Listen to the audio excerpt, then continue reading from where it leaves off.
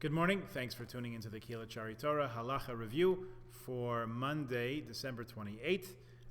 We are talking about the idea of a siyum, which is very pertinent to some of the goings-on in Torah learning in our community and our kehillah over the past couple of weeks. And in this next section, we will look ahead a little bit. We'll talk about the siyum on Erev Pesach. Many people know that we come to a siyum on Erev Pesach, and we'll explain the reason why.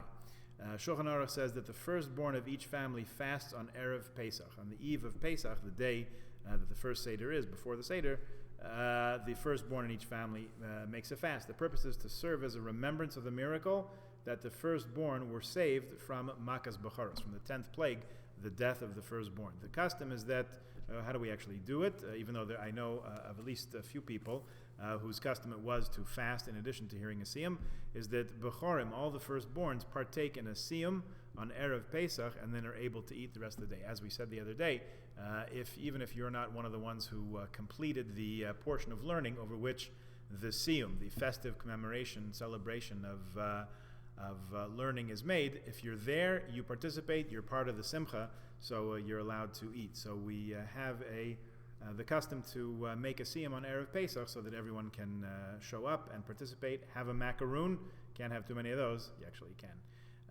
and be able to not have to fast the rest of the day. This fast differs from other fasts where one may not eat even if you forgot and broke the fast. The reason is that every other fast has two aspects. There's a mitzvah to fast and a prohibition against eating. If you ate, there's no mitzvah to fast anymore, but you still can't eat. This applies only to fasts where the purpose is for personal discomfort, because on fast days, usually we're trying to remind ourselves of a tragic period in Jewish history. On Erev Pesach, the purpose is to remember the miracle. So there's no prohibition of eating, only a mitzvah to fast. Once the fast has been broken, there's no reason to fast the rest of the day, says Eretz Tzvi. Since the one actually making the siyum can eat prior to the siyum, interestingly enough, the poskim are in dispute whether you can plan your learning in order to make a siyum on Erev Pesach. I don't know how we would do it otherwise. The prevailing custom is to be lenient, and people actually do engineer their learning. They line it up ahead of time so that they'll be completing whatever they're learning on Erev Pesach. Some say Bechorim who are at the siyum can eat even if they don't hear the siyum or even understand the siyum.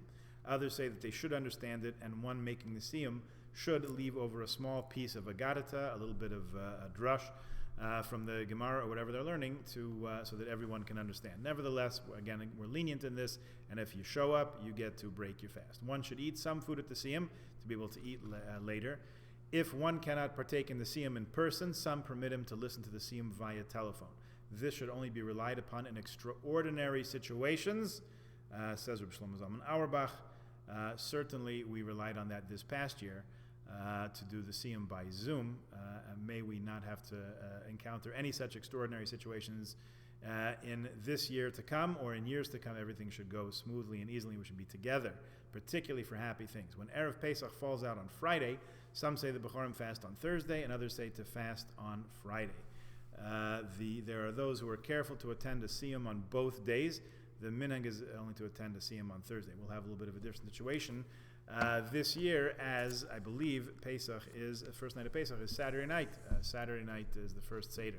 In fact, you might be asking yourselves, what are we talking about siyum on Erev Pesach for now in the middle of winter? We just finished Hanukkah, and it's a stretch of the winter stretching out ahead a long time until we get to Chodesh HaAviv, the month of spring, the month of Nisan, when Pesach occurs. So here's a little fun fact for you. 13 weeks from last night is the first Seder. So you can start panicking, or not panicking, God forbid. You can start anticipating with great joy and eagerness everything that goes with Pesach, of cleaning and getting ready and looking over the Haggadah and coming up with Divrei Torah.